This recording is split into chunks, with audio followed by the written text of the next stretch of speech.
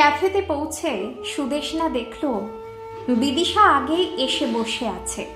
দুজনেই 2 cup coffee নিয়ে গল্প শুরু করলো। বিদিশা বলল, তাহলে কি ভাবছিস, জীবনটাকে আবার নতুন করে শুরু করবি?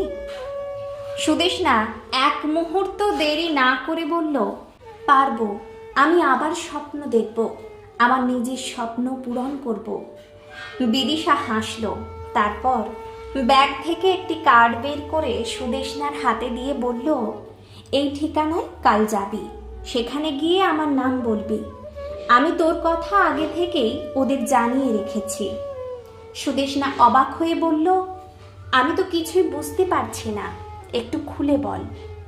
বিদিশা বলল, এটা একটা প্রশিক্ষণ কেন্দ্র। এখানে মেয়েদের স্বনির্ভর হওয়ার জন্য বিভিন্ন কাজ শেখানো হয়।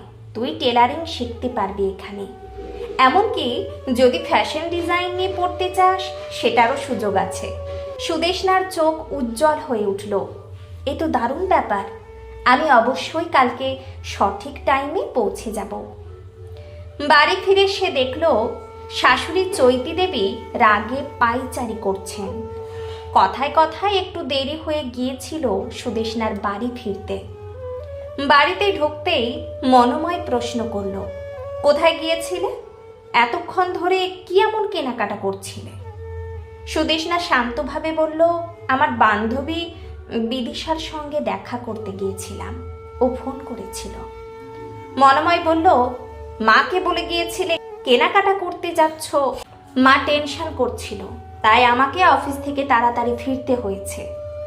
কিছুক্ষণ চুপ করে থেকে সুদেশনা বলল, দেখো, সংসারে সব কাজ করার পরও আমার হাতে প্রতিদিন 1 থেকে 1.5 ঘন্টা সময় থাকে। আমি একটা কাজ শিখতে চাই। কি কাজ? মনোময় জিজ্ঞেস করল। আমি টেলারিং শিখব। মনোময় হেসে বলল, সেই আর কি, এমন তো কোনো উচ্চশিক্ষায় শিক্ষিত নও যে অফিসে চাকরি পাবে। যাই হোক, দেখো মায়ের বা সংসারের কোনো যেন অসুবিধা না হয়। পরে সুদেশনা শাশুড়ি মাকেও বিষয়টা জানালো। চৈতি দেবী প্রথমে একটু আপত্তি করলেও শেষে বললেন, বাড়ির সব কাজ সেরে যদি পারো তাহলে করো। সেই সুযোগটাই হাতিয়ার করে নিল সুদেশনা।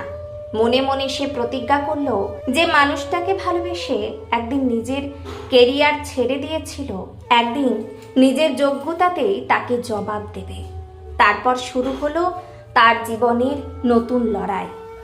প্রতিদিন ভোরে উঠে রান্না, ঘর পরিষ্কার, বাজার করা, রেশন তোলা,